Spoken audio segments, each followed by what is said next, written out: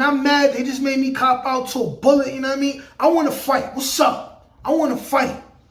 So the short dude was like, listen, yo, I don't want to fight, man. I'm having a bad day, blah, blah, blah. I got remanded. He like, so you don't want to fight? If I slap you, you gonna fight hard back? Really the hottest nigga, you gon' respect this lava. I'm shooting it if I pull it, boy, make sure you want this drama. I bring it to you like it's Law and Order SVU. Turn you to a vegetable, now you look good inside a soup. Family come from Bishopville, but I grew up in that Bronx Zoo where they shoot you dead in the street and then dance all on top of you. And I do what I gotta do. Started. Please don't get me started. Started. What's up, y'all? Snake Almighty, aka the Global Dark Skin Ambassador. I got another story for y'all, man. I know my story is about losses and you know, making some of yourself when you come home from jail or prison. I know I got a lot of, you know, like underdog stories where the guy who was thought to lose ends up winning, right? The predator becomes the prey. Well, this ain't that type of story, man. Unfortunately, in this story, the bully wins and he gets to do exactly what he wanted to do. And he was vicious, he was brutal, all the most negative, abusive aspects of a black man, this brother was. And I seen it with my own eyes. My first court date after being arraigned in Rikers Island, okay? So I'm gonna take it back. This is March 2008. I remember, for some reason, I remember my first couple weeks on Rikers Island more than a lot of the other time. I ended up spending a year and a half on Rikers Island before I ended up going up north. But that's besides the story. I remember this one real vividly because it showed me exactly what I was in for. Going into Rikers Island. This was while I was still in Mod 1? Yes, I believe Mod 1 in 2008 was the intake house. You know, where all new dudes would stay in Mod 1 for like 5 to 7 days and then they'll move you to your real like permanent house. Or at least until you end up hurting somebody and getting kicked out or getting, you know what I'm saying, your ass whooped and then still getting moved somewhere else. You know what I'm saying? But I could just remember the energy in there. Like I was kind of comfortable being in Mall 1, you know what I'm saying? Because one, I had my co-defendant who was debonair, smooth killer. So, you know, we was holding it down. My co-defendant for my first charge when I went to juvie, Sean, aka Diddy, out there in B-More somewhere. If you ever see this, bro, peace. He was already on the island for quite some time and told me how it goes. So I was kind of feeling comfortable and I just wasn't exposed to the violence or the real oppression yet, you know? Like I watched other brand new dudes, some who've been there before, mostly dudes who ain't been there before, already start to be extorted for the sneakers they got on their feet, like Jordans and stuff like that, or like their jeans, giving people their jeans and having to put sweatpants on. Mind you, this is all happening within a couple days of me first getting to Rikers Island, you know? I'm watching dudes getting extorted for their PIN numbers, like all type of wild stuff, you know? Getting slapped. Like, you never see so many dudes get slapped and not do nothing than when you go to C-74 Rikers Island, adolescent side. Like, dudes was getting earth, wind, and fire slapped out of them, you know what I'm saying? Like it was bad, you know what I mean? But anyways, I felt comfortable because not only that, the dude Boogie, who's from my block, I seen him there. And we was all basically under the impression that we'd be moved at the same time anyway, we just gonna live down. But before I got moved to 5 Main, I had a court date. I kind of was expecting to go home. It didn't really register to me yet that I really like had a dollar bill and I was already on probation and there's no way I was gonna go home without doing the bid first, which I ended up doing, but I was still in denial at the time. So I go to court takes all day for me to get seen. And just like everyone else who goes to court, you go, you probably don't say nothing. Lawyer says a couple things, you in and out 2 to 5 minutes. So I get remanded, I got an attitude, I go back to the holding cell, I'm chilling.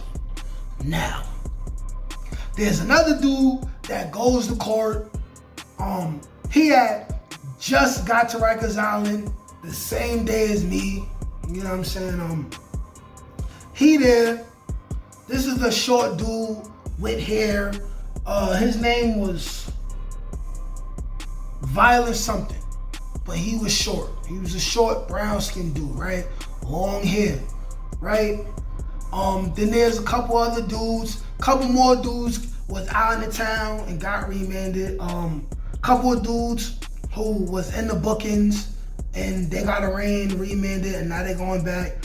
And then in walks a dude who you can already tell was very familiar with the island, being that he was real damn loud, and you could hear him coming to the cell, running his mouth, all of that. All of that, you know what I'm saying? Basically what he's saying is, oh, little bullet, I'm good, I'm tight though, but I'll take that little bullet, some light to a real blood, some light, right? So the COs tell him like, yo, listen, shut up before we beat you up in here and we separate you. Shut up, you know what I'm saying? Before you be on the last bus to go back to the island, you know what I'm saying? He started being quiet a little bit, just until he got in the cell. Now, when they had us in the cells, it was like a weird place. Like if you hear the COs talk, it sound like they all the way far down to your left. But then if you look, cause you can't stick your head out the gate, but if you try to look to the right, it's a whole wall right here, and then it's like another corridor going down that way, you know what I'm saying? Like an elbow, right? But basically, we was not that close to the police. So this dude immediately walks in here, and he just sizing all of us up, right? So he looking at all of us. He ends up looking at me. I look him right in his face, and I had like an attitude, because I just got remanded. I wanted to go home, you know what I'm saying? Like I just seen my brother, my mom's, and my stepfather in court, you know what I'm saying? Like I thought I was gonna get released, but I'm mad. I look at him right in his face. He like, I could tell you got remanded, nigga. He like, yo, where you from? I'm like, yo, Cortland, man, 161. You feel me? He like, oh, I know a couple real rights from over there. And he just goes down the list. Let me see, it's probably, including me and the known blood dude, the bully, right? There's probably 5 other dudes, so it's like a total of 7 of us. All different sizes. None of us was this dude was the biggest dude in the cell. After him, I was like the closest dude that was at his size, but I wasn't big like I am now. I had to have been like 150, 160 at the time. Dude was probably like 180, 190, taller than all of us, bigger than all of us. Like I said, bully, you know what I'm saying? But he going down the line and he asking dudes, he's like, yo, where you from? All y'all pussy over there, where you from, where you from, where you from? And if he knows dudes from over there, he like, all right, you good. And then he gets to the short dude with the hair. Violent something. I'm trying to remember this nigga name, yo. But anyways, he like, yo, where you from? He like, Parkchester. Like, oh, so you up there with all them hardbacks, huh? You Crip? He like, nah, I got my own gang. He like, yo, and what's that? He said, oh, the gang was called Violent something too, man. I can't, probably because I probably never heard of it after that day, you know what I mean? But he like, listen, man, you one of them hardbacks, man, and I'm mad they just made me cop out to a bullet, you know what I mean? I want to fight. What's up? I want to fight. So the short dude was like, listen, yo, I don't want to fight, man. I'm having a bad day, blah, blah, blah. I got remanded. He like, so you don't want to fight? If I slap you, you gonna fight hardback? He like, yo, I'm not Crip. I'm not Crip, bro. Like yo, use a hardback, shut up. Slaps him, right? Slaps him, not with all his force, but enough to get a reaction. So immediately when he slaps him, the short dude stands up and then they start throwing their hands, right? He like, yo, you not gonna make it hot, right? You not gonna make it hot, right? Short dude's like, nah. He like, you sure? Bing! Cracks the short dude in the nose. Nose start bleeding a little bit. Well, we've all had our nose punched in before. Well, if you went outside in your life, you're a 90s baby. I'm not gonna say it's gushing like it's broken, but like it's leaking.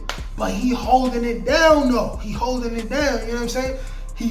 They fighting. He not really tagging the big dude because the big dude is just too big. And then he got reach, you know what I'm saying? He got reach. But anyways, they fighting anyway, you feel me? Like they fighting. He does manage to crack the dude in the face, but it's like if you a grown person and you play fighting with a little boy and you let him punch you and he punches you and you just let him hit you with all his force and it don't hurt you, you start laughing at him. Well, this is exactly what happened. He like, yo, you can't fight. Y'all park Chester niggas is hardbacks. Fighting, right? Fighting, eventually, he gets the short dude in the headlock, right? He gets him in the headlock, he choking him. He like, now you won't go to sleep. Now you won't go to sleep, hardback. Now you won't go to sleep, right? And mind you, it's dudes in a whole nother cell across us that's watching, right? But they not being too loud. We not being too loud in the cell. At some point, the CO hears a little bit of something, but he not stressed out about it. He like, hey yo, y'all need to shut up over there, man. Stop slap boxing. He think dudes are slap boxing. They really getting it. So the little dude get choked out. He like, yo. Take that. Oh, hold on. So the little dude getting choked out, right? And I'm looking in his eyes. He's really getting choked out. Like I can see it like a little bit getting red. He just got him in like a nice lock, like one of those nice locks. And if you put somebody in a nice, unbreakable headlock before, like me, you know exactly what I'm talking about. He just twirling them around, choking them. And eventually, the little dude went to drastic measures. He takes his hand, grabs the entire nutsack of the bully. The entire nutsack. Squeezes on it, right? He like, I'ma kill you now, nigga. Slams him to the floor, grabs the back of his head by his hair, starts banging his face on the wall, right? Like, let me see, 1, 2, 3, 4, 5. And I think on that 5th bang on the floor, 2 of the COs had made it to the gate and caught him in the act, opened up the gate, went, roughed up the bully some, took the other dude, took him to clean him off, sent the bully to a whole nother cell. I never seen the bully dude again. Took the little dude. Like I said, they cleaned him off. I ain't see that guy again till they was lacing us all up, taking us back to the island. I didn't personally know him to stick up for him. I don't personally know nobody from Parkchester at the time, so I wasn't about to do nothing. And I'm just listening to dudes questioning him about what's going on. He didn't go to the hospital, but what he had was a busted nose, a busted lip, and you could tell on the left side of his face that something happened to his face. But he was talking about how, you know what I'm saying, like, he's a real nigga. They asked him if he wanted to press charges. He said no. They asked him if he felt like he needed to go to the hospital, if he had any type of internal bleeding or anything. He said no. He said while he was in his own cell, one of the officers had got some lunch, gave him a double cheeseburger from McDonald's for holding it down, and that was it. Ironically, after all that dude went through, I hear him about a month later and he with it somewhere in somebody else's house. I'm like, I guess the violence traumatized him.